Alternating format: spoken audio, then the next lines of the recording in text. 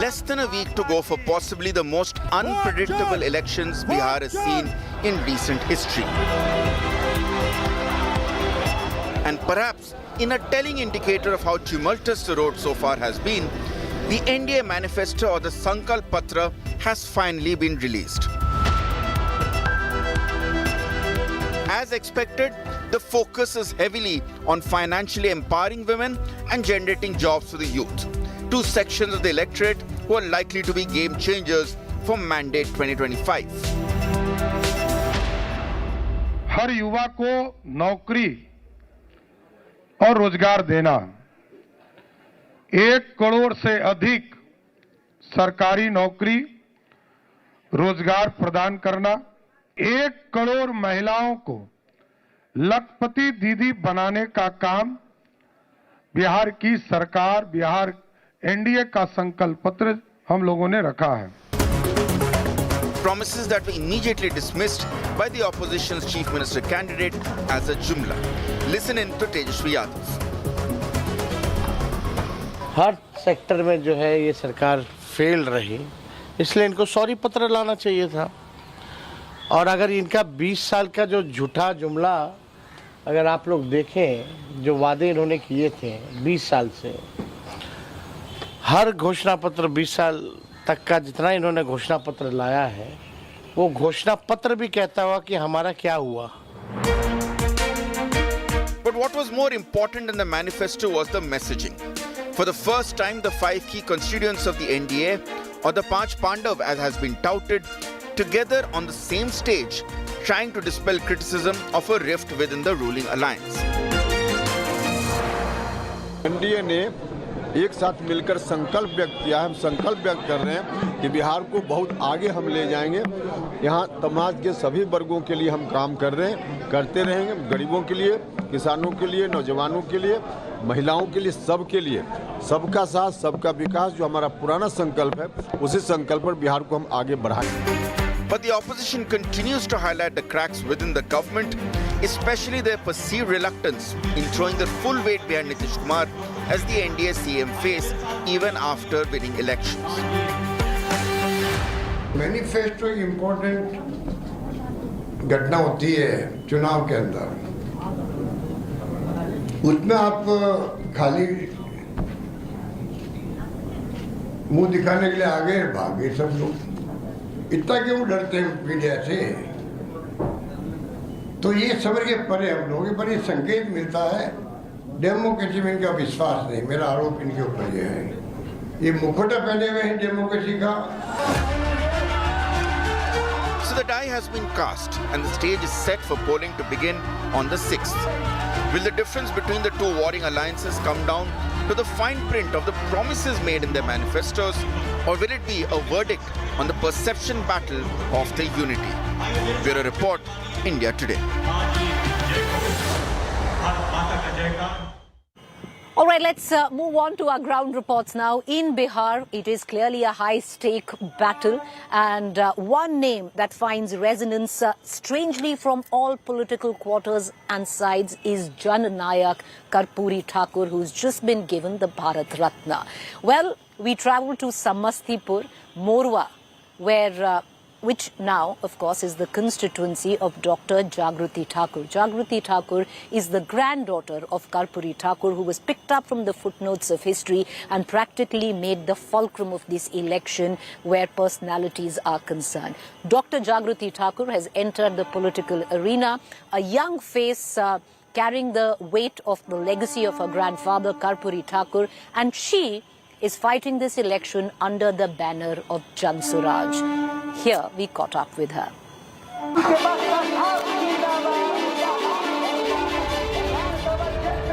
In a major political move, Prashant Kishore's Jan Suraj party has fielded Jagruti Thakur, granddaughter of Bihar's first non-Congress chief minister Karpoori Thakur, from Morwa in Samastipur. The seat, Thakur's home turf, is now the stage for a high-stakes legacy battle. But Jan Suraj isn't alone in claiming Thakur's mantle. The NDA and Mahagathbandhan are already locked in a tug-of-war over his legacy. Nitish Kumar projects himself as Jan-Nayak Thakur's political heir. showcasing his social justice initiatives. RJD, on the other hand, insists that its Mandal-era politics carries forward Thakur's vision. There is a battle to lay claim on his Jan Nayak title as well. BJP, on the other hand, keeps reminding voters how Congress opposed Karpoori Thakur during his rule and lifetime. Jan Suraj has taken this battle for Jan Nayak Karpoori Thakur's legacy a step forward. With the original Bihar EVC leader's granddaughter fighting on its ticket, Morwa has turned into the new epicenter of Bihar's political identity war. Bureau Report, India Today.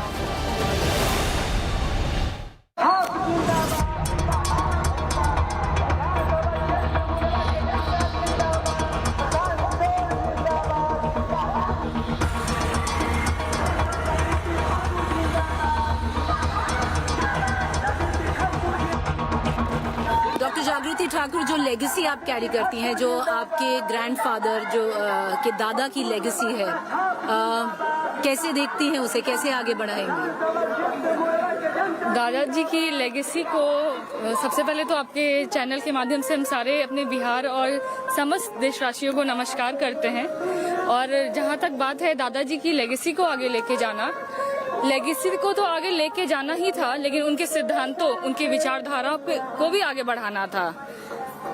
कहने के लिए तो सारे लोग हैं कि हम कर्पूरी ठाकुर के सिद्धांत पे चलते हैं, लेकिन मुझे नहीं लगता कि कोई सिद्धांत पे चलते हैं। एक कर्पूरी ठाकुर ही ऐसे थे जो 2 कपड़े में अपना पूरा विधानसभा का जीवन व्यतीत कर चुके हैं, तो उस विचारधारा और उस सिद्धांत को आज तक कोई फॉलो नहीं किया।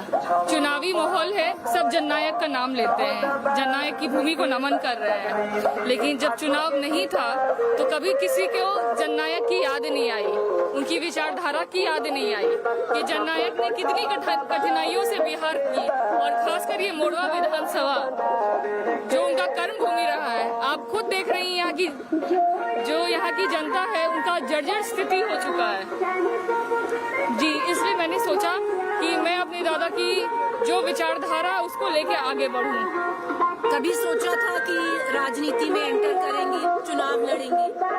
सोचा तो नहीं था, लेकिन किसने कन्विंस किया? कन्विंस कुछ किसी ने नहीं किया। मेरी अंतरात्मा ने कहा कि नहीं, बिहार को मेरी जरूरत है, मोरवा की जनता को मेरी जरूरत है।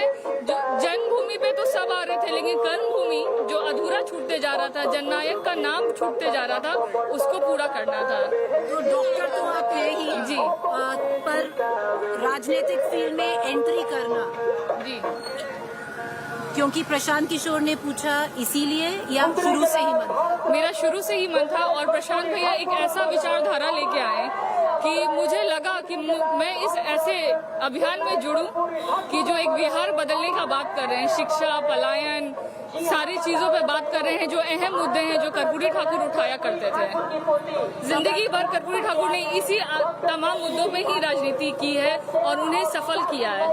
कोई पॉलिटिकल पार्टी, कोई भी राजनीतिक दल अभी ऐसा नहीं है जो कर्पूरी ठाकुर को मानता नहीं है। नीतीश कुमार, लालू प्रसाद, राहुल गांधी तक सब उनको नमन करते हैं। तो आपको लगता है जो आइडियोलॉजी है वो सिर्फ आपकी या जन स्वराज की नहीं, सारी पॉलिटिकल पार्टी उसको अप्रोप्रिएट कर रही है? मुझे लगता है कि अभी आइडियोलॉजी सिर्फ जन स्वराज की है। कहते तो सारे पार्टी वाले हैं कि हम उनके विचारधारा पे चल रहे हैं, उनके शिष्य हैं, लेकिन मुझे नहीं लगता कि कोई उनकी आइडियोलॉजी को फॉलो कर रहा है। बस नाम लेते हैं, लेकिन काम उनके जैसा कोई नहीं करते हैं। आप नाम ना लें, लेकिन कर्पूरी के सिद्धांतों पे चले, उनकी विचारधारा को फॉलो करें। डॉक्टर जागृति ठाकुर, अगर मान लीजिए, चलिए अगर मान लीजिए आप ये चुनाव हार जाती हैं, क्या आप डटी रहेंगी? बिल्कुल। क्या आप मोरवा कॉन्स्टिट्यूएंसी में ही रहेंगी? बिल्कुल रहेंगी अगले चुनाव तक, या इस बार आएंगे? मैं जीतूं या हारूं, मेरा संकल्प है कि मैं मोरवा की जनता के साथ हमेशा रहूंगी। एक आखिरी सवाल करूंगी महिलाओं के लिए। एक महिलाएं एक बहुत बड़ा वोट बैंक मान लीजिए, कॉन्स्टिट्यूएंसी मान लीजिए, आधा बिहार है जी। महिलाओं के लिए कुछ स्पेसिफिक करना चाह रही हैं, क्योंकि आप एक महिला खुद है, उनको रिप्रेजेंट करेंगी? जी, मैं महिलाओं की आवाज बनूंगी। कैसे उनकी हर परेशानी, उनकी हर तकलीफ की आवाज बनूंगी और जो सहयोग हो सके मैं करूंगी। क्या करेंगे सबसे पहले? विजन क्या है? सबसे पहले तो शिक्षा पे सुधार करेंगे। अगर शिक्षा का सुधार हुआ तो आधा बिहार खुद सुधर जाएगा और उसके लिए महिला को भी शिक्षित होना बहुत जरूरी है। सबसे पहले ये करें जी। चलिए बस आखिरी सवाल एक फिर करूंगी कि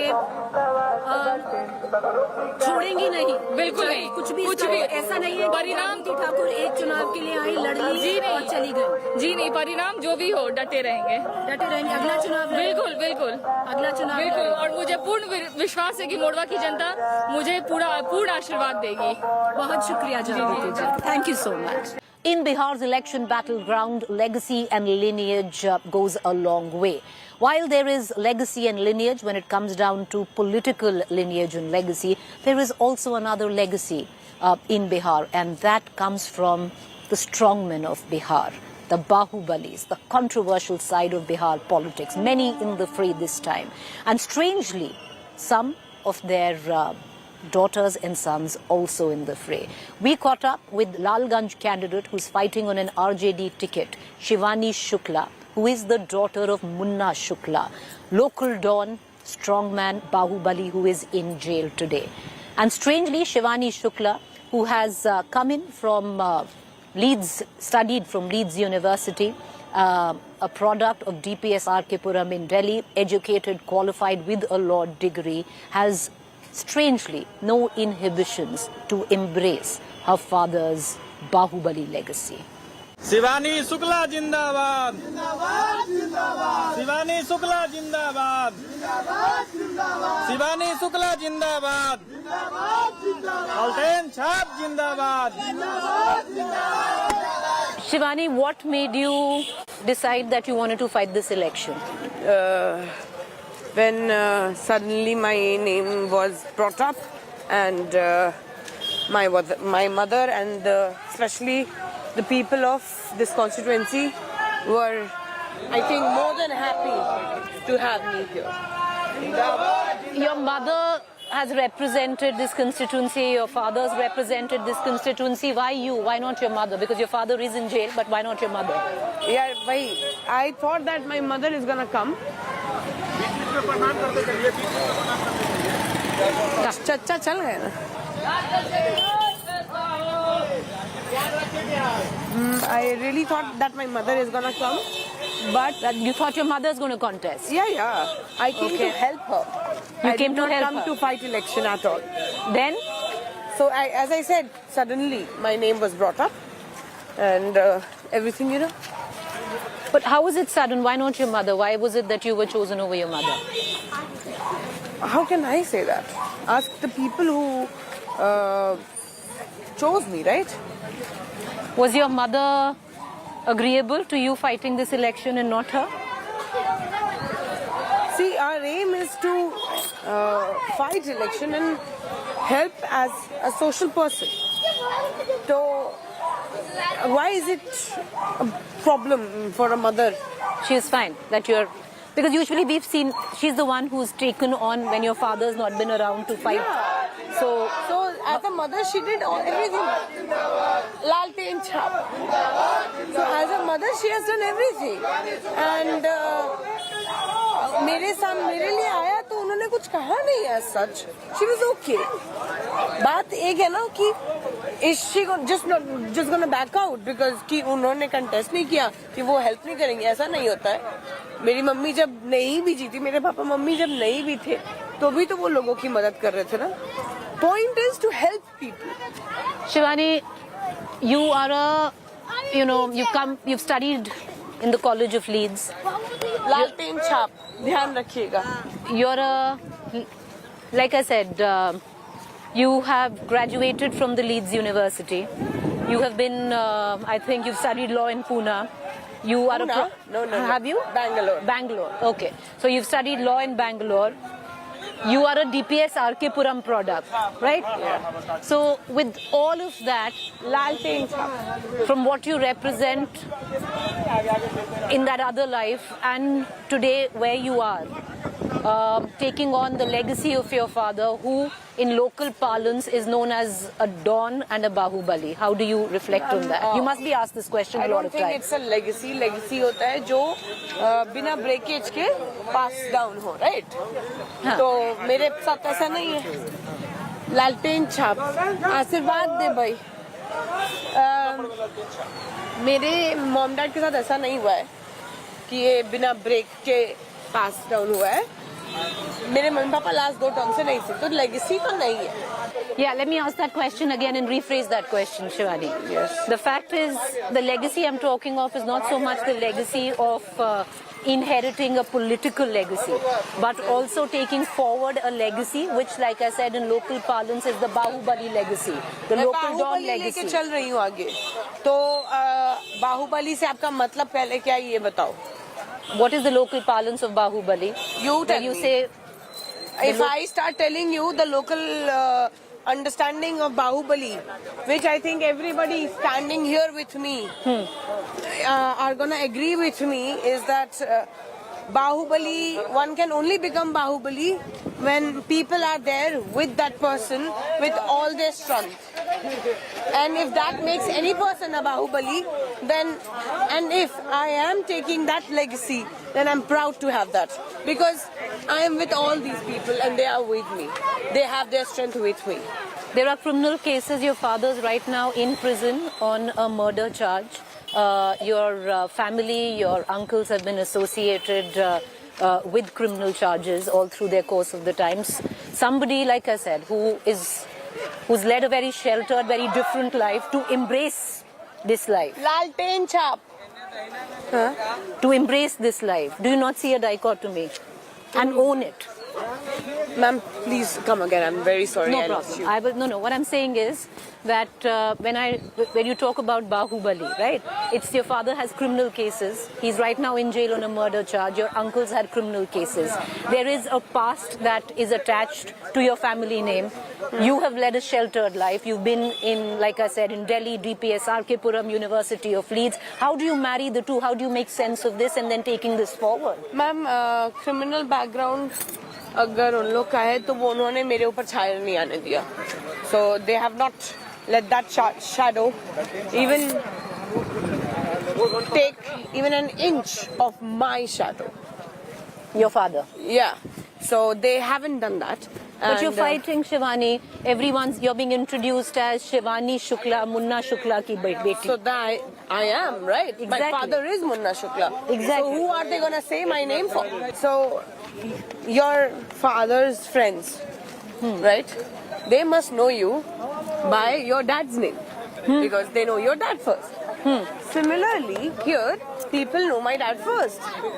So they introduce me, Munna Shukla ki beti. No, I get what you're saying, but are you getting what I'm saying, Shivani? What I'm trying to say is, or I'm asking you, is you're saying that even if there was a criminal past, that shadow has never come close to you or touched you. But you've been given a ticket only on account of what your father stood for, which is the local Bahubali. You can call it the local Don in this area. So that's on the virtue of I'll that. correct you here. आपने बोला कि मेरे को मेरे पापा के नाम की वजह से टिकट मिला है. No doubt. हाँ. उन्हीं के नाम की वजह से टिकट मिला है. ठीक है. सेकेंडली, टिकट इसलिए मिला है मेरे पापा का नाम की वजह से इसलिए मिला क्योंकि मेरे पापा ने 3 बार कंटेस्ट करके खुद सीट सिक्योर किया है. एक बार मेरे माँ ने कंटेस्ट करके उन्होंने सीट सिक्योर किया. Fair point. So they have a good political background with them. ठीक है. इसके वजह से उस बैकग्राउंड के बेसिस पे मुझे मिला. इस बैकग्राउंड के बेसिस पे नहीं कि वो डॉन थे या, और एक तो आप कहते हो वो डॉन है. मैं तो मानती भी नहीं कि मेरे पापा डॉन है. बाहुबली मानते हो? जन का स्ट्रेंथ उनके साथ है तो वो बाहुबली है और वो रहेंगे और वो हमेशा रहने चाहिए. I love my dad and he has to be a Baahubali because people love him. ठीक है. How does it make it all right? How does it make it all right? How am I saying that it makes it all right? I'm just saying that Bahubali only originated because people are with him.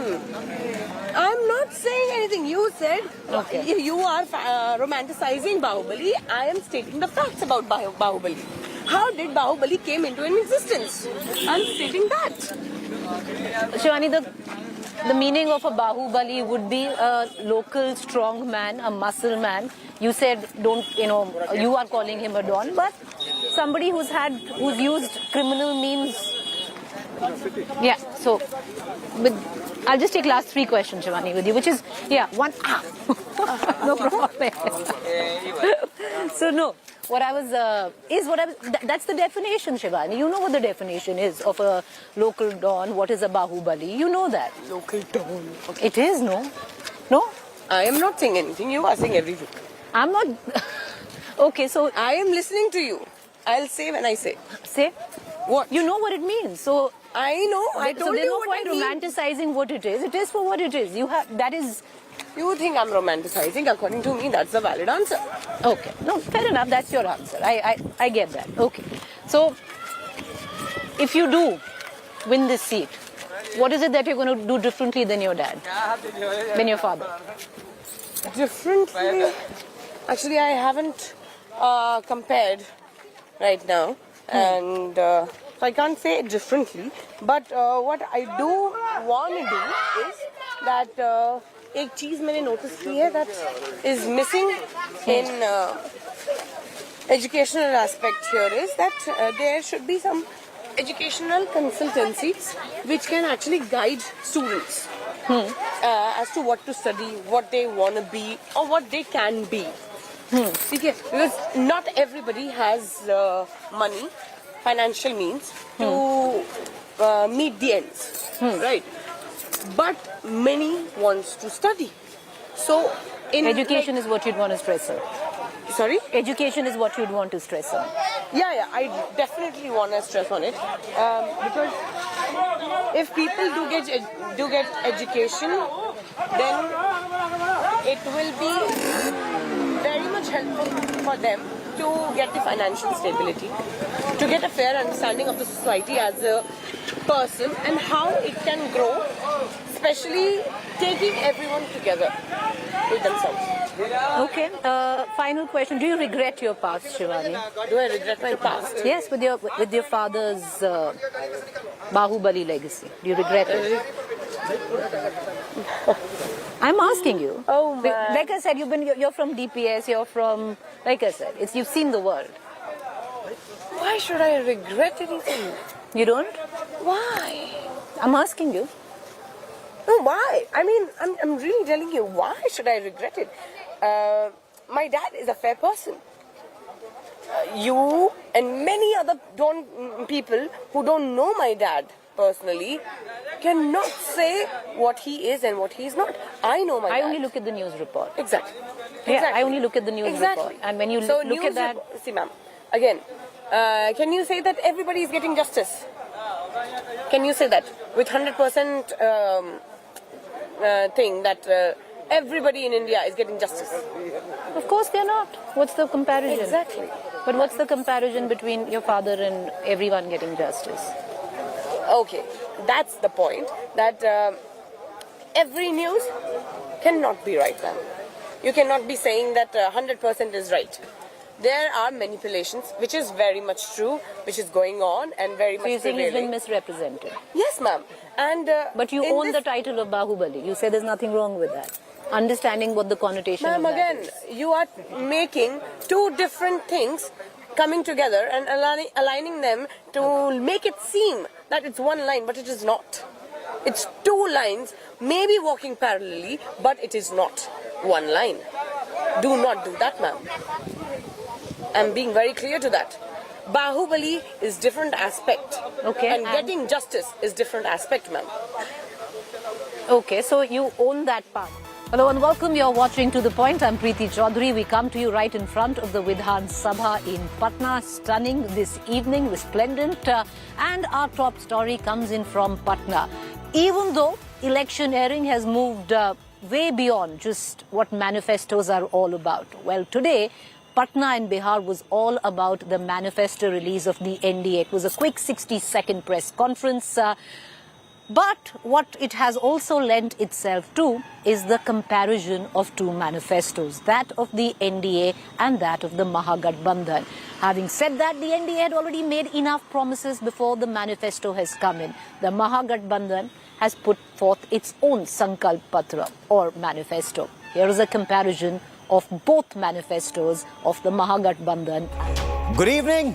On the 150th birth anniversary of the Iron Man of India, Sardar Patel, the first Deputy Prime Minister and Home Minister of independent India, Prime Minister Narendra Modi launched a frontal attack on what he described was a spineless approach of governments of that time that lacked the same seriousness regarding national sovereignty when it came to issues like Kashmir, Northeast, and the spread of Maoist terror.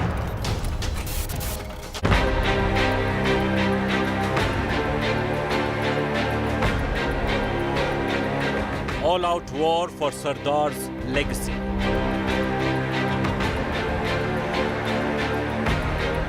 Prime Minister slams spineless Congress. उस दौर की सरकारों ने सरदार साहब की नीतियों पर चलने की जगह रीढ़ विहीन रवैये को चुना. Blames Nehru for division of India.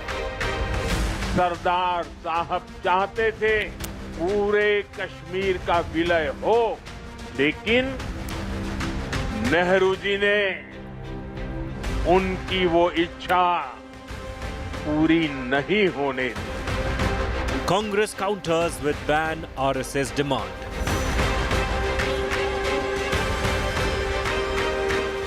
Honor Sardar, ban RSS, says Kharge. When Patel himself banned for RSS, then naturally he is disrespecting our Vallabhbhai Patel ji. Who insulted India's Iron Man? The big focus on India first. Prime Minister Narendra Modi's attack on the opposition Congress was direct and sharp. He said, and I quote, Sardar Sahib wanted the entire Kashmir to be united, just as he had united other princely states. But Nehru ji prevented his wish from being fulfilled. Kashmir was divided with a separate constitution and a separate flag. The country burned in the fire of the Congress's mistake on Kashmir for decades. Due to the Congress's weak policies, a part of Kashmir fell under illegal occupation of Pakistan. Pakistan fostered terrorism. Kashmir and the country had to pay such a heavy price, and yet the Congress always bowed before terrorism. Congress forgot Sardar Sahib's vision, but we did not, unquote. And this has led to a furious battle with the Congress party. Today, the 31st of October, in 1984, former Prime Minister Indira Gandhi was also assassinated by her own security detail in Delhi. We get you all sides of this fiery debate. Coming up at 8:30 tonight, the latest from the Tri-Services exercise Trishul, and also from pole-bound Bihar, the latest in the Mokama murder investigations and the politics around it. I'm Gaurav Sawant. First, as always, let me get you this ground report. प्रस्तुत है team की unity formation.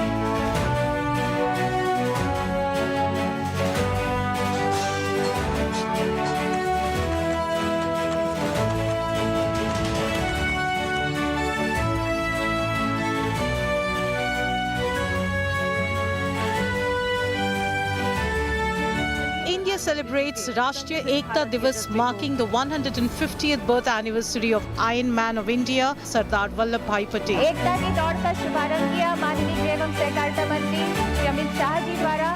Across the nation, Run for Unity marathons were organized to spread Patel's message of unity and strength. The main event took place at the Statue of Unity in Kevadia in Gujarat. Prime Minister Narendra Modi led the celebrations in Kevadia. He offered floral tributes at the Statue of Unity and presided over the Rashtriya Ekta Divas parade, in which paramilitary forces took part.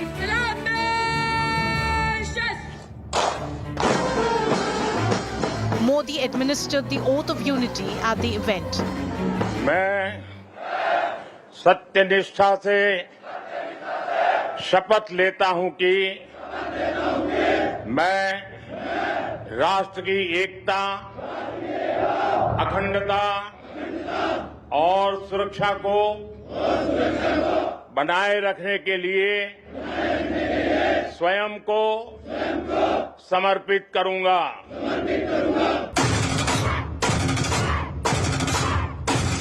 Prime Minister Modi took a dig at the Congress and claimed that Jawaharlal Nehru allowed India to be divided. सरदार साहब चाहते थे जैसे उन्होंने बाकी रियासतों का विलय किया वैसे ही पूरे कश्मीर का विलय हो, लेकिन नेहरू जी ने उनकी वो इच्छा पूरी नहीं होने दी। महिला सदस्यीय टीम के साथ अग्रसर ऑब्जर्वेशन फॉर्मेशन जो Modi accused the Congress of following the mindset of the British and discrediting those who opposed the party. दिशा में सदैव प्रतिबद्ध है। हम सभी को पता है कांग्रेस सरकारों में सरदार पटेल और उनकी लेगेसी के साथ क्या क्या हुआ है। नेताजी सुभाष चंद्र के साथ क्या किया, डॉक्टर लोहिया और जयप्रकाश नारायण जैसे लोगों के साथ भी कांग्रेस ने यही किया। The Congress hit back at the Prime Minister, accused him of insulting the Iron Man of India. प्रधानमंत्री को पहले तो इतिहास पढ़ना चाहिए, उसका ज्ञान लेना चाहिए।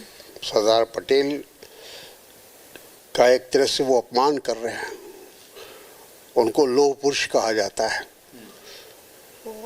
ये सोचा ही नहीं जा सकता कि वो चाहते थे और वो नहीं हुआ। On the 150th birth anniversary of Sardar Patel, the Iron Man was at the center of a political slugfest between the BJP and Congress. Bureau Report, India Today. The attack is sharp, especially when the Prime Minister calls the policies of the governments of that era a spineless approach that resulted in the country suffering from consequences in the form of violence and bloodshed, be it Kashmir, Northeast or Red Terror. But is there merit in the Prime Minister saying Congress forgot Sardar Sahib's vision? He did not. Joining me on India First is Nishant Rawal, national spokesperson of the Congress Party. With me on India First is Tuhin Sinha, national spokesperson of the Bharatiya Janata Party. Professor Makhanlal, a well-respected historian, joins us on the show. With me also, my colleague Sandeep Unnithan. Nishant Rawal, I want to begin by asking you, sir. Sardar Sahib wanted the entire country to be united, just as he united other princely states, said the Prime Minister. But he says Kashmir was divided with a separate constitution and flag. In hindsight, was Article 370 a big mistake? What's the Congress's view on this, sir, and on what the Prime Minister said? Gauravji, first of all, today's day is very important because today is I bow my head on 150th, the birth anniversary of the Iron Man of India, Sri Sardar Patel Sahib. Second, there is a death anniversary of Iron Lady Indira Gandhi ji. And third, you will laugh, the death anniversary of Seaplane, which has been inaugurated by PM Modi ji in Gujarat on 31st October 2020. And that entire project disappeared and the Gujarati cannot see the seaplane at all. Invisible seaplane, we don't know. The important thing is Sardar Patel being always the Iron Man for the Congress party and for the nation. But Congress has honored them a lot. But for BJP, Sardar Patel is just a marketing tool. Whenever PM Modi comes to Gujarat, comes to the land of Sardar Patel, Mahatma Gandhi ji, instead of spreading Sardar Patel ji ideology, he always put Congress on criticism. He always tried to argue with the Congress. He always tried to abuse the Congress. Why? Sardar Patel and Congress, nobody can separate them. Sardar Patel ji was the Gujarat Pradesh Congress Committee president for 25 years. And in 1931, Sardar Patel was the president of Indian National Congress. So, being a congressman, Sardar Patel and Nehruji relation was like brothers. And so many articles at that time you have seen, Gauravji, you are intelligent enough. I don't want to show you those articles. But I would like to say, before BJP came, before BJP born, before PM Modi ji become PM or CM of Gujarat, in 19 September 1963, Sardar Patel's statue was inaugurated by Pandit Nehruji and President of India. Even in Godhra, 1949, Sardar Patel's statue was inaugurated by Pandit Nehruji. And in 1991, Bharat Ratna been awarded to Sardar Patel ji for his tribute. Let me and for take this his to Tuhin great Sinha. work Very pertinent to points gather you've the made. nation. So let me take this to Tuhin Sinha. Tuhin Sinha, the Congress has strongly refuted claims that Sardar Patel wasn't recognized by the Congress, either him individually or the policies. Because, as Mr. Raval said, Congress 13th of February 1949, Pandit Jawaharlal Nehru had unveiled a statue of Sardar Vallabhbhai Patel in Godhra, where he started his legal practice. In September 1963, the then President of India, Dr. Sarvapalli Radhakrishnan, unveiled the statue of Sardar Patel in Delhi. And of course, Pandit Jawaharlal Nehru was present there. There was a simple and powerful inscription at that statue which said, "Architect of India's Unity." Well, good evening, Gauravji. Good evening, everybody. A very happy Rashtriya Ekta Divas to all of you. You know, Sardar Patel's life was rooted in two core beliefs: nation first and Ek Bharat, Shresht Bharat. Now, what Congress has done over the last few decades is compromised consistently on these two core values, and there cannot be a bigger insult to the legacy of Sardar Patel than Congress consistently compromising on those values. And I will give you some examples. For that matter, in fact, even on 26th October 1947, let me put this on record, that it was Sardar Patel who had insisted that Nehru make the King of Kashmir sign on the instrument of accession. Now imagine what would have happened if Nehru had gone ahead, with our forces reaching Kashmir even without signing the instrument of accession. When it came to Hyderabad in September 1948, we have seen how Sardar Patel eventually annexed Hyderabad, when Hyderabad would have been a huge national security issue had he not solved it that way. What did Congress do in the subsequent years? Between 2004 to 2008, you saw all kinds of terror attacks with Congress party not responding. But most importantly, Gaurav, I want to read out from a letter which Sardar Patel wrote to Nehru on 7th November 1950, just about, exactly about 75 years ago, where he had cautioned Nehru on the issue of China. Let me just read out a few lines. The Chinese government have tried to delude us by professions of peaceful intentions. There can be no doubt that during the period covered by this correspondence, the Chinese must have been concentrating for an onslaught on Tibet. The final action of the Chinese, in my judgment, is short of perfidy. Imagine this letter was written on 7th November 1950, and barely a year later, China took over Tibet. So the Congress party never really, heeded to Sardar Patel's advice, his sagacity on the issue of China. You can read the entire letter. It is full of deep insights and what the Congress party eventually did Operation in the Polo, years ahead. Operation Polo was all about liberation, including a secret MOU in 2008. Okay, including it was truly about. I'll come back to what about 2008. Never respected the legacy of. Okay, Sardar Patel is what you say, but it was the liberation of Hyderabad from the forces of Nizam and the Razakars. Professor Makhanlal, is there merit in the Prime Minister saying Congress did not follow the policy and the vision of Sardar Patel, especially on Kashmir? I tell you, Samant, whenever normally I avoid sitting with politicians because you ask them anything, but they will speak what they like. I will not get into Congress and BJP, but I will talk about what the documents say, what the history says. What Prime Minister says, his party will definitely answer. They are competent enough. Kashmir was being handled by Sardar Patel as Minister of Interior and helped by BP Menon. Kashmir issue was settled in Constituent Assembly. All the things were done. Kashmir became integral part of India as per the Constituent Assembly resolutions. After that, Nehru deputed Gopalaswamy Iyengar to make certain changes so that there could be two prime ministers designation, one for Kashmir, one for India. Kashmir could have separate jhanda, it could have a separate constitution, virtually separating the Kashmir. And you read the letters written exchange between Gopalaswamy Iyengar and Sardar Patel, volume 1. Sardar Patel collected volumes edited by Durga Das, you know, it's there in 13 volumes. Volume 1 deals with Sardar Patel's Kashmir issue. Now, entire thing was changed, but Gopalaswamy Iyengar said to Sardar Patel, I have made some little change. Please have a look at it so that we can place it back again in Constituent Assembly. Constituent Assembly was closed after discussion. Sardar Patel read and he said, it's a new draft and you are talking about minor changes. Sardar Patel was so angry with that draft that he wrote a resignation letter to Jawaharlal Nehru on Kashmir issue, said that I don't enjoy your confidence, you have put another outsider on me, I don't want to serve into the ministry, thank you for taking me and giving chance to me to serve into the ministry. Jawaharlal Nehru came to know about it. Sardar Patel has put in resignation.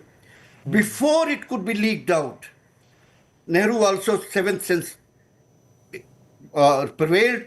He requested not to press the issue. Many other senior people requested not to press the issue.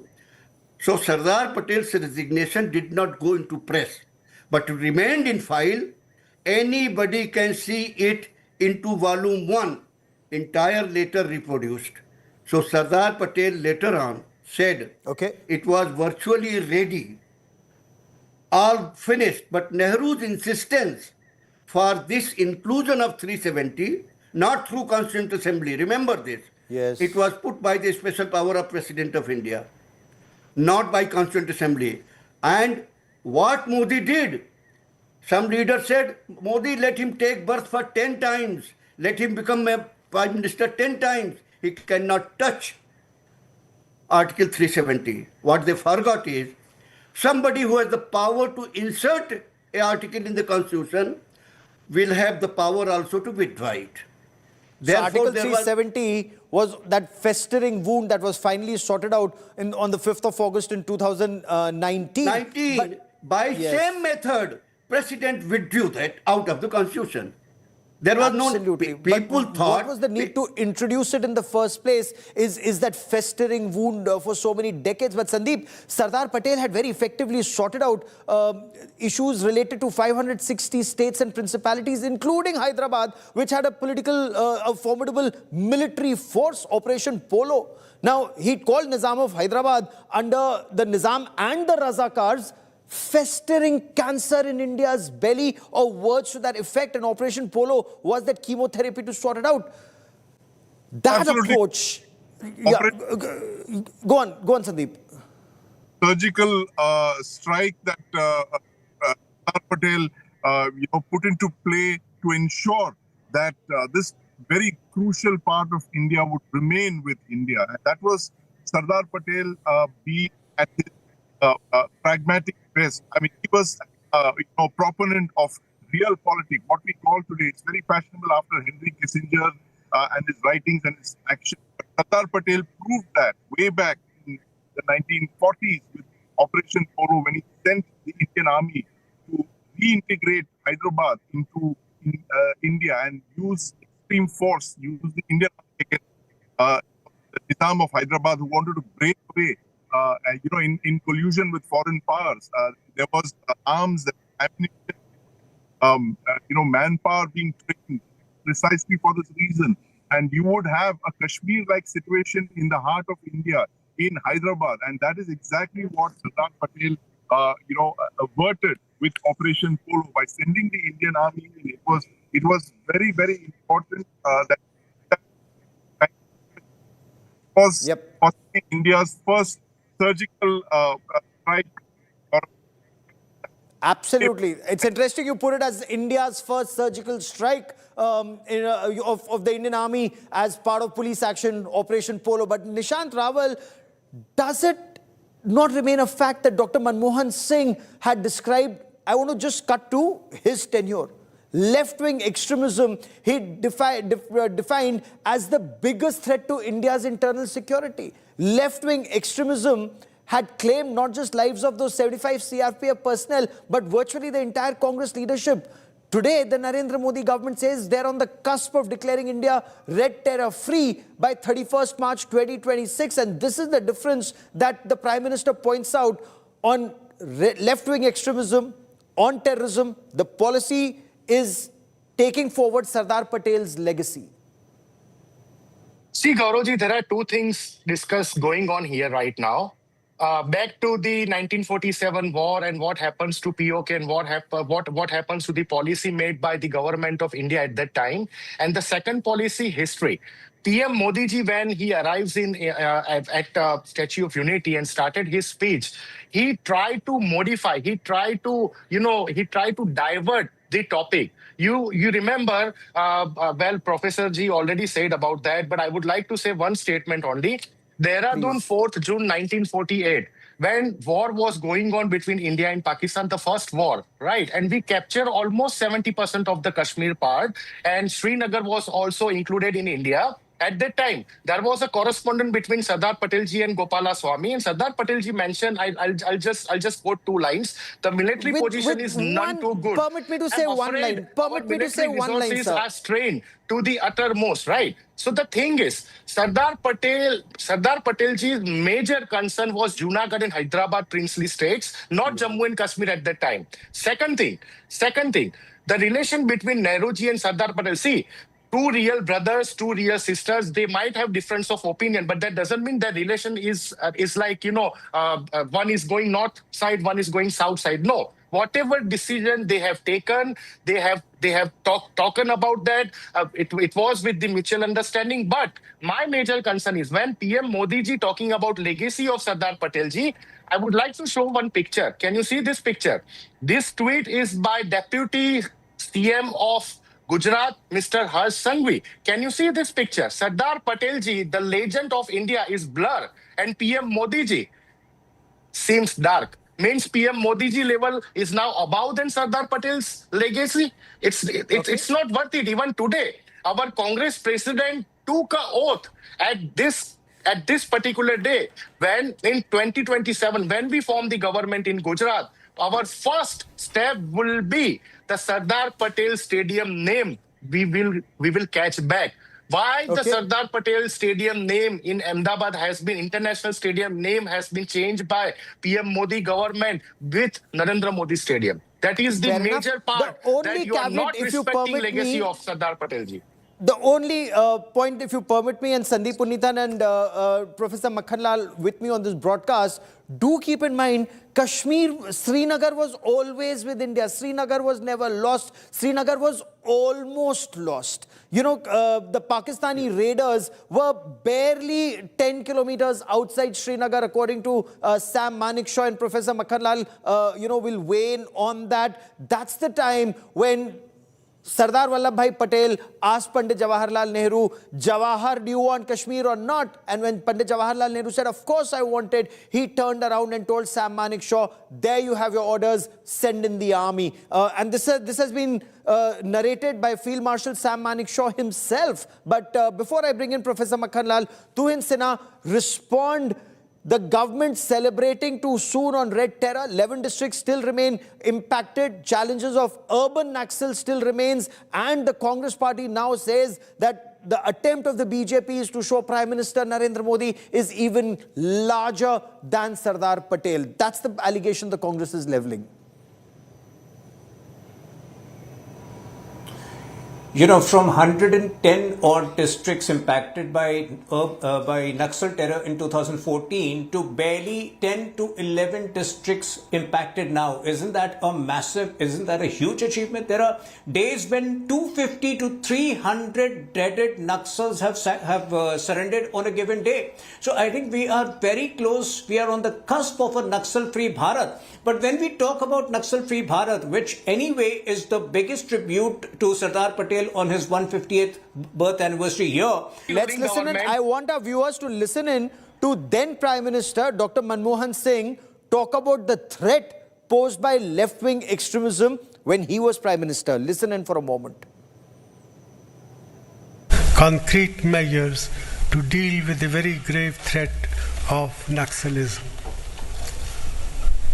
I must point out here that the challenge of Naxalism has received our serious attention for quite some time now. We have adopted a two-pronged strategy to deal with the challenge. Okay, what's the definition of urban Naxals, Tuhin Sinha, without naming individuals who are not there on the broadcast to defend themselves? Name calling is something that needs to be avoided. But tell me, what's the definition and what is your government doing about it? Yes, absolutely. Let me educate my friend from the Congress party. The simple definition is white-collar ideological backers of the left-wing extremist movements. And I particularly named those three people who were inducted in NAC. I don't want to repeat the names. That is how left-wing, the fight against left-wing extremism. Please don't have the basic courtesy. That is how the fight against left-wing extremism was compromised by the Congress party. Now coming to another point. The Congress, now coming to another important point, the Congress is equally compromising a fight against illegal migrants in Bengal, in Assam. In Assam, one of the senior leaders sings the national anthem of Bangladesh. This is how they are compromising a fight against illegal migrants. Let me now take this to the next point that was raised by Prime Minister Narendra Modi, and I want to bring in Professor Makhanlal into this conversation. When the issue of Ghuspatia or infiltrators was raised, he spoke of the historical challenges and he spoke of challenges that we face today. Professor, historically the challenge that the country has faced has been from infiltrators, whether it was armed tribal raiders in 1947 in Kashmir or from Bangladesh today. Both then and now, Ghuspatias stand accused of changing demographic profile from the border belt and then systematically moving in the interiors. Does that pose a massive challenge, and is there a place where we are not learning from history? Yes, I will answer it, but before that, let me make a correction. Go on, sir. Something my friend Rawal said, that Sardar Patel was less interested in Kashmir and more interested in Junagadh and Hyderabad.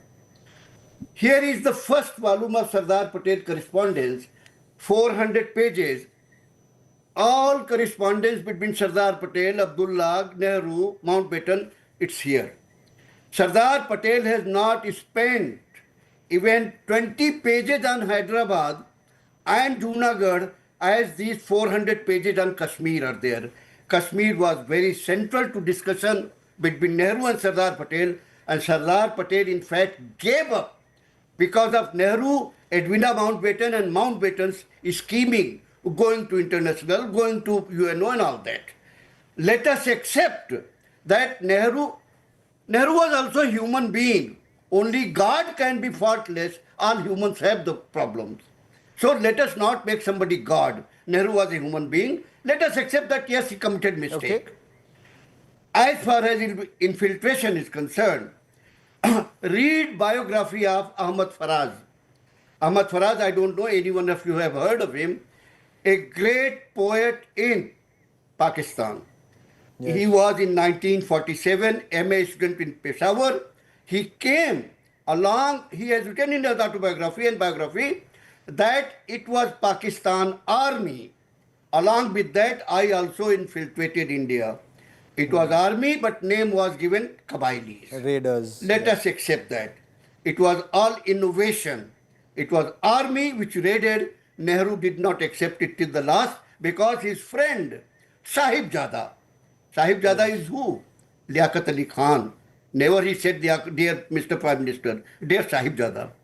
As far as Bangladesh is concerned, we are all seeing what is happening in India, where Bangladeshi infiltrators have become MPs, Member of Parliament and Assembly. You and I know. Your channel has exposed some of the members who became Assembly members, and it was proven that they are infiltrated Bangladeshi. They have not only changed the geography, they have not only changed the demography, and Assam has been the worst sufferer. I don't want to take the name because person is no longer in the world. He cannot come and defend. But everybody knows who he was, and during his time, what happened in Assam and other Absolutely. And Sandeep, it's a fact. Sandeep, it's a fact. Those tribal raiders and backed by the Pakistan army, they changed demographic profile of Pakistan-occupied Jammu and Kashmir, what is known as northern areas. From Peshawar, you had people who were changing the demographic profile. The Shia Muslims became minority. And even in Pakistan-occupied Kashmir, Kashmiris are in a minority. The Pakistani Punjabi Muslims have dominated. So demographic profile is a challenge. Indian territory in illegal occupation of Pakistan and on our eastern front. But the Prime Minister is highlighting mistakes of the past when he talks about the challenges of the future, which is Ghuspetiyas. Absolutely, Gaurav. And you know what happened in 1947 was something that the Pakistan deep state, it began in 1947, and this has been a strategy for them right through. 1965, they tried the same thing. In 1999, you had Kargil, where they infiltrated the so-called Mujahideen, but who were actually Northern Light Infantry. So this has been part of Pakistan's deep state strategy right from 1947. This thing of using raiders to using infiltrators to establish, presence in territories that they claim. This has been part of their playbook. And I think this is the cardinal mistake that the political leadership under Prime Minister Nehru made in 1947 was to stop fighting in Jammu and Kashmir, because of which today the state of Jammu and Kashmir is divided among 3 countries, all of whom are nuclear armed. And you have actually facilitated a land bridge between Pakistan and China. A land bridge that did not exist until 1947 was actually willy-nilly created because the Pakistan, occupiers, the raiders came in over there. They captured large parts of Gilgit-Baltistan and Pakistan-occupied Kashmir. You've actually allowed a land bridge, a collusivity between Pakistan and China, which is translated into the China-Pakistan economic corridor. And you're talking about 2 fronts, which have become one front today, Gaurav. We have seen that during Operation Sindoor. Both the fronts, China and Pakistan, are today one front because of that cardinal mistake that we made in 1947, allowing a land bridge between China and Pakistan. A mistake in 1947, and we are still paying the price in 2025. Nishant Rawal, the Prime Minister not only highlighted the threat of Ghuspetiyas or the infiltrators who are entering our country, consuming our resources, disrupting our demographic balance, but he's also accusing past governments, sir, of turning a blind eye to the crisis and accusing some of waging a political battle to secure the rights of these infiltrators. Sir, is he blaming the opposition of appeasement politics and vote bank politics, sir? No, when you are talking about Ghuspetiyas, Gauravji, I would like to say, can you please just try to recheck the records of 10 years of tenure of Dr. Manmohan Singh ji? You know that more than 50,000 plus Ghuspetiyas were out of the country. And in BJP, 11 years, past 11 years, in some of the years, 50 or 60 Ghuspetiyas they have captured and sent out of the country, or sometimes 500, sometimes 600. Can you see the figures?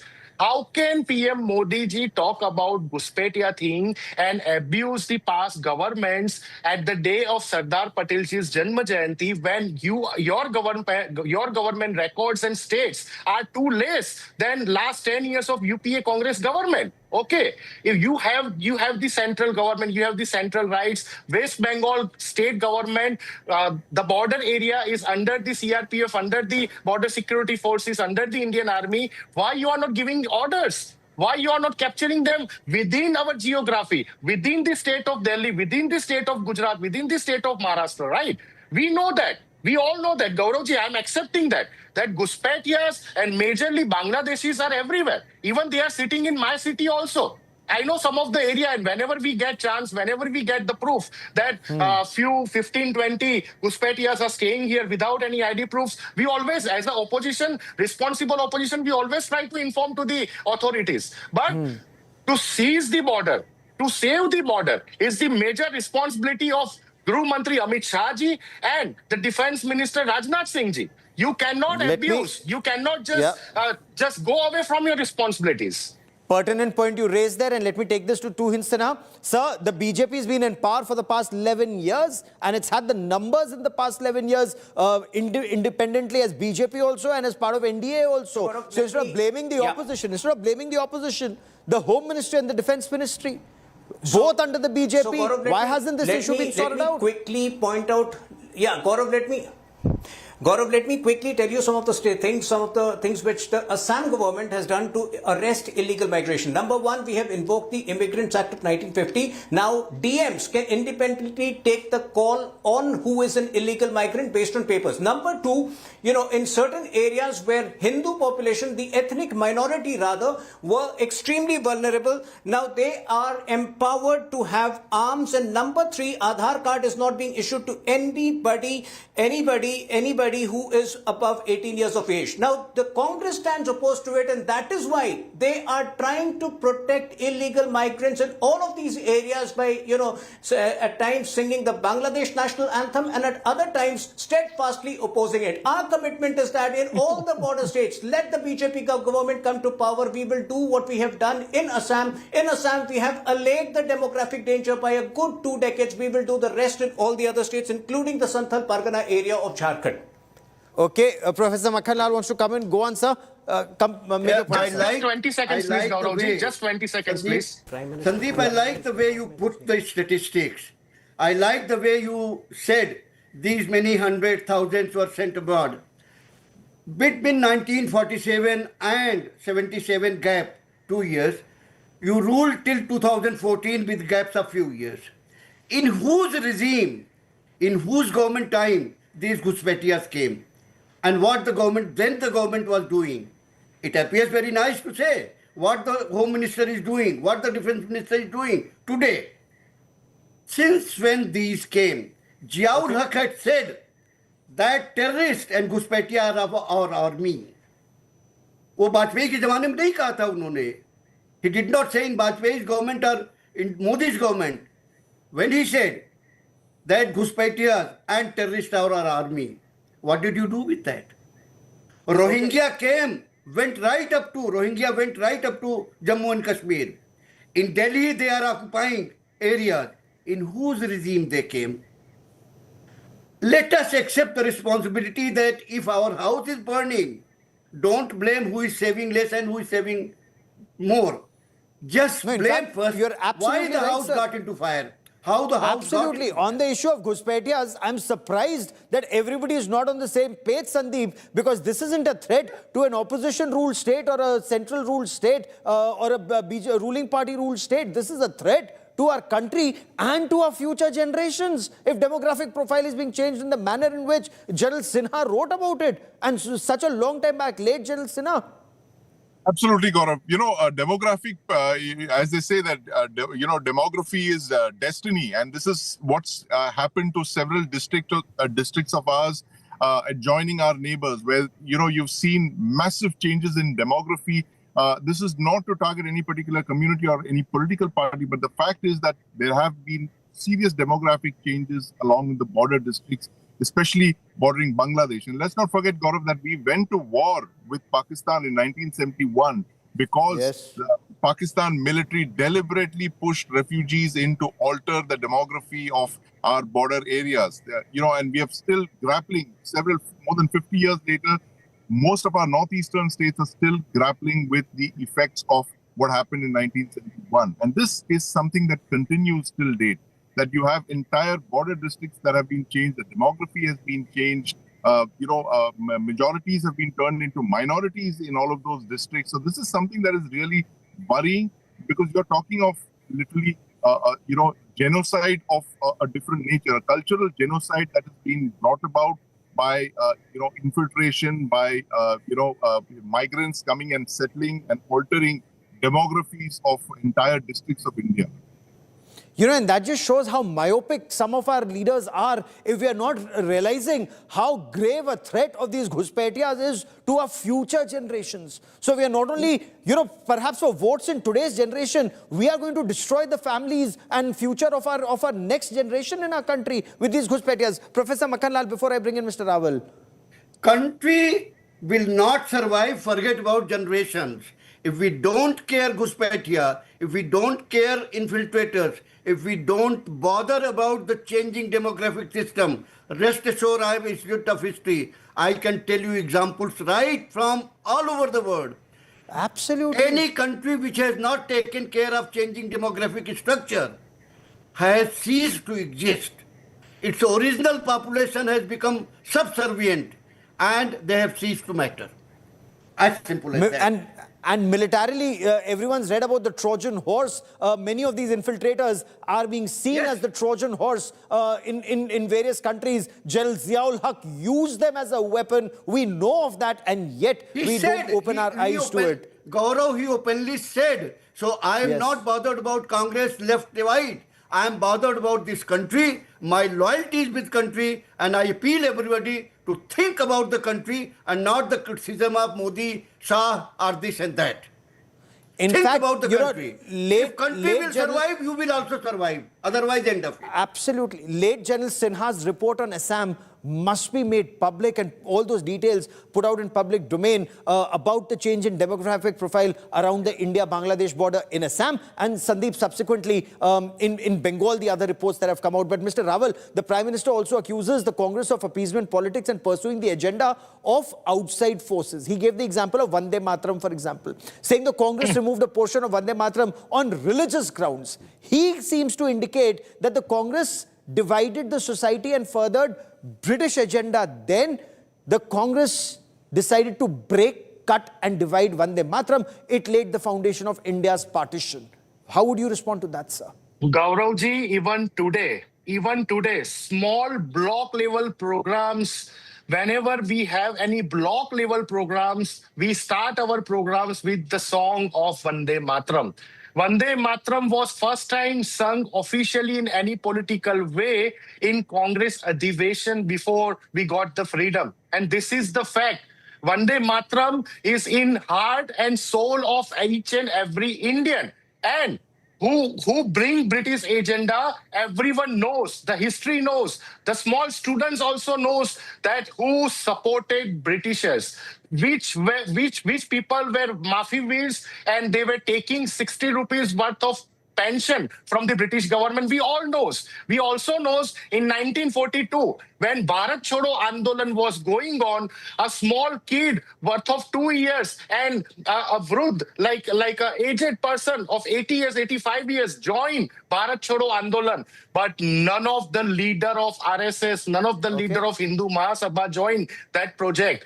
You know, in 1942, when Bharat Chodo Andolan was going on, Hindu Mahasabha was forming a government with Sindh Prant, with Bengal Prant, with Muslim League. And India's number one terrorist, India's number one fugitive, Muhammad Ali Jinnah, India's number one gun, Muhammad Ali Jinnah's party, who formed the government with them.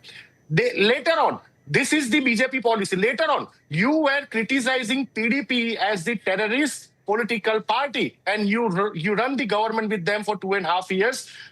I request PM Modi ji, you should not have two faces. If you want to criticize Congress in some fault, in some mistakes, you also criticize your people who went to Muhammad Ali Jinnah's Mazar. Advani ji, na? Why he didn't quote about Advani ji? That it was BJP's mistake. It was PM Modi ji's guru's mistake that he went to Muhammad Ali Jinnah's Mazar to give him a tribute. Only one citizen of India went to Muhammad Ali Jinnah's Mazar. Let me bring in Professor Makhanlal on the aspect of Vande Mataram and the country marking 150 years of the iconic national song. Why were the British so against Vande Mataram, and post-independence, should anyone have an issue with Vande Mataram like some do, sir? Just look at the wordings of Vande Mataram. Vande Mataram very clearly instills and fills you with pride. Pride towards whom? Pride your culture, Motherland, towards pride your culture. country, pride your motherland. And I must say with all respect, something which has been published and why it was opposed. Why it was opposed, I will have an example of it. 1953, I have quoted 1953, a French delegation came to India. Pondicherry is their favorite place because of mother, you know. After traveling all over India, they sought to meet Jawaharlal Nehru. 10 minutes meeting.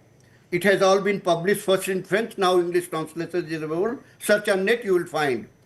10 minutes they praised India's culture, India's civilization, India's future. And what they said, quoting Einstein, that future of world lies in following Indian civilization and India's civilizational greatness. Yes. Jawaharlal Nehru said, you are praising the very same thing I have been trying to destroy since all my life. If that was the attitude of Prime Minister, I am sorry, he was very much against with these kind of things which could fill in the pride in the country. In fact, Sandeep, that's the point that Prime Minister Narendra Modi tried to raise today when he spoke of the Jyotirling, the 12 Jyotirlings, the Shakti Peeth, the Char Dham that unites our country and our people in one bond. The Prime Minister also spoke of language, some trying to instigate language wars in India. He said languages unite, languages don't divide us. The oldest language, Tamil, rich culture, rich literature, Sanskrit, the language of knowledge. Every language is like a note of music that makes a melodious song, Sandeep. That's what unites our country, our culture, our civilizational history.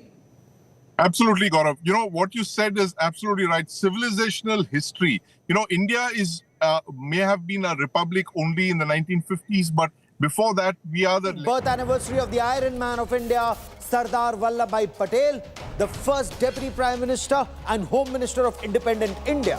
Prime Minister Narendra Modi launched a frontal attack on what he described was a spineless approach of governments of that time that lacked the same seriousness regarding national sovereignty when it came to issues like Kashmir, Northeast, and the spread of Maoist terror.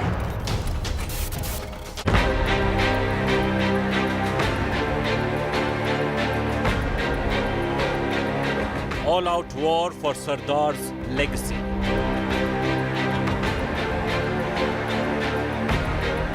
Prime Minister slams spineless Congress.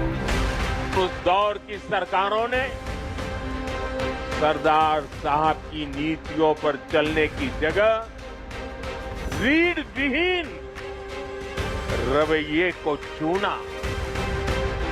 Blames Nehru for division of India. सरदार साहब चाहते थे पूरे कश्मीर का विलय हो, लेकिन नेहरू जी ने उनकी वो इच्छा पूरी नहीं होने दी. Congress counters with ban RSS demand.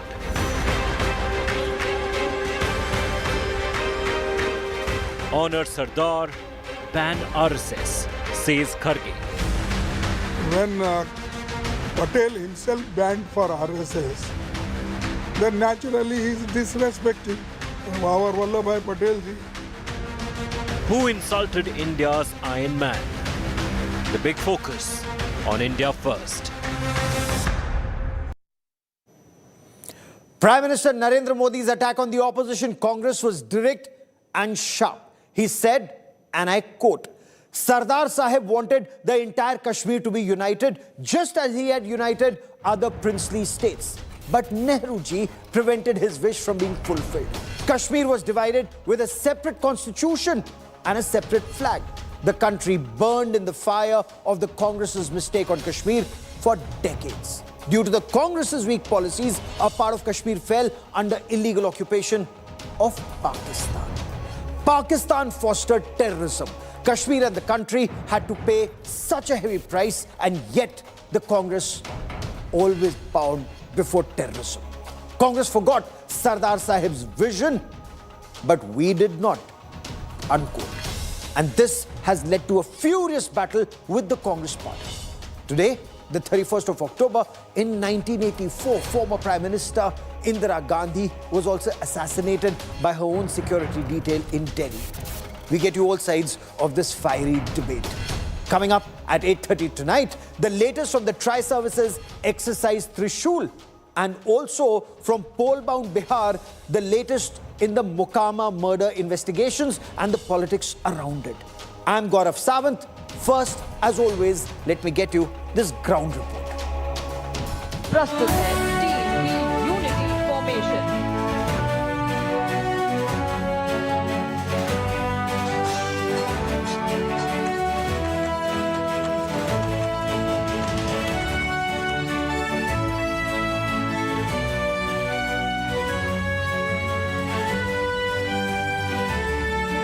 India celebrates Rashtriya Ekta Divas, marking the 150th birth anniversary of Iron Man of India, Sardar Patel. एकता की दौड़ का शुभारंभ किया माननीय गृह एवं सहकारिता मंत्री श्री अमित शाह जी द्वारा। Across the nation, Run for Unity marathons were organized to spread Patel's message of unity and strength. The main event took place at the Statue of Unity in Kevadia in Gujarat.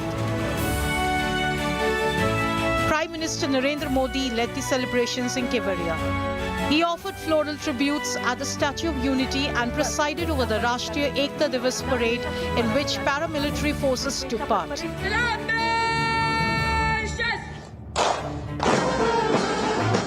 Modi administered the oath of unity at the event. मैं सत्यनिष्ठा से शपथ लेता हूं कि मैं राष्ट्र की एकता, अखंडता और सुरक्षा को बनाए रखने के लिए स्वयं को समर्पित करूंगा।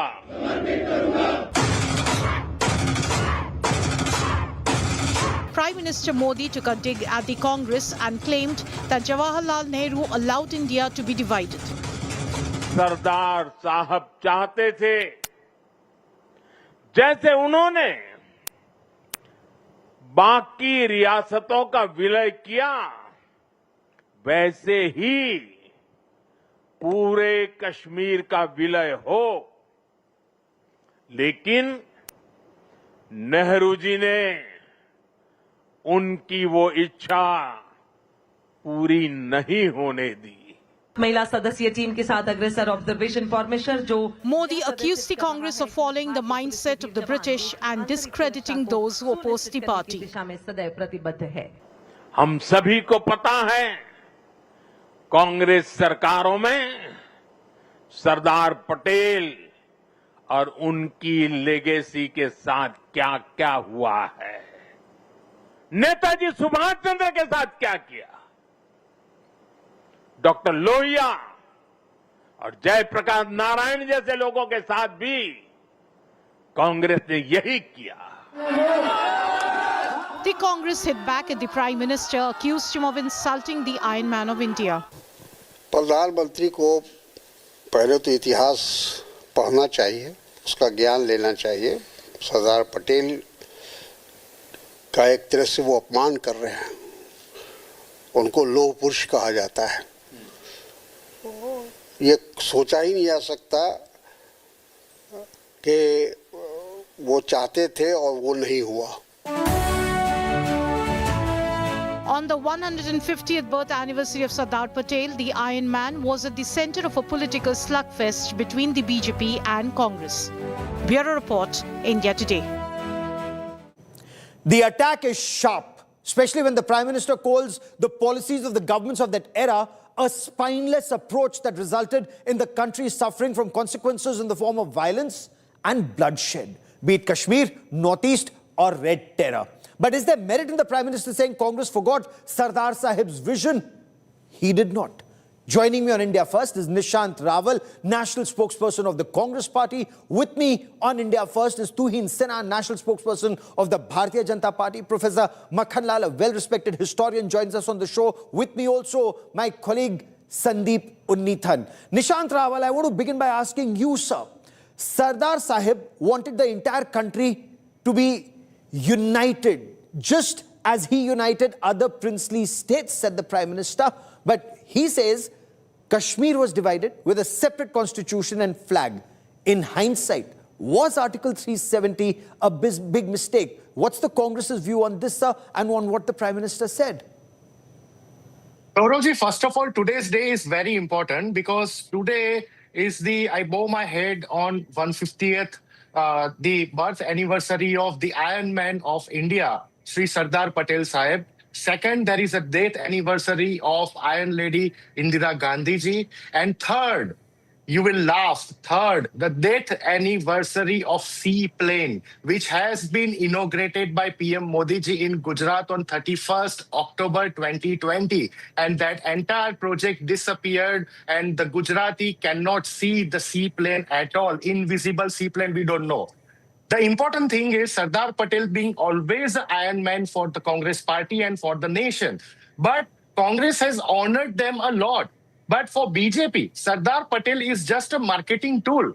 Whenever PM Modi comes to Gujarat, comes to the land of Sardar Patel, Mahatma Gandhi ji, instead of spreading Sardar Patel ji ideology, he always put Congress on criticism. He always tried to argue with the Congress. He always tried to abuse the Congress. Why? Sardar Patel and Congress, nobody can separate them. Sardar Patel ji was the Gujarat Pradesh Congress Committee president for 25 years. And in 1931, Sardar Patel was the president of Indian National Congress. So, being a congressman, Sardar Patel and Nehruji relation was like brothers. And so many articles at that time you have seen, Gauravji, you are intelligent enough. I don't want to show you those articles.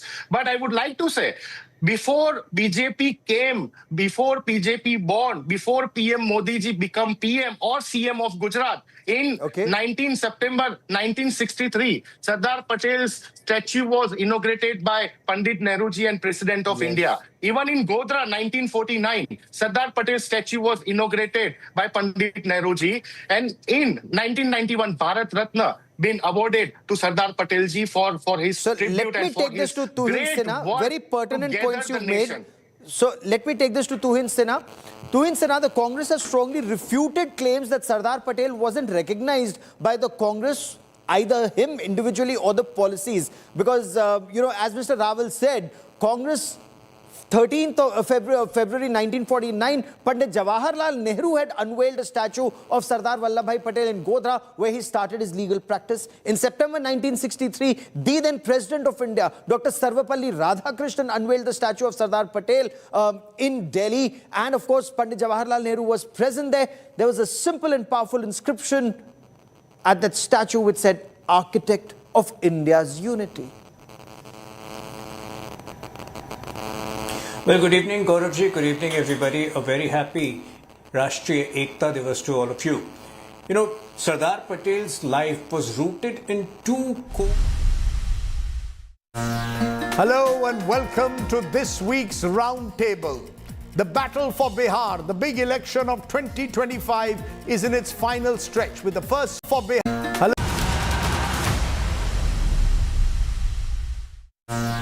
Hello and welcome to this week's Roundtable. The battle for Bihar, the big election of 2025, is in its final stretch with the first round of polling next week in a two-phase election and counting on the 14th of November. It is one of the big battles of recent times, one that could set the political narrative not just for 2025, but also for the year ahead. Who is winning this war for Bihar and why? To answer that, we brought together a special panel of pollsters. Call it the Pollsters Roundtable on India Today on Bihar. Joining me, Pradeep Gupta, Chairman and Managing Director, Axis My India, Yashwant Deshmukh,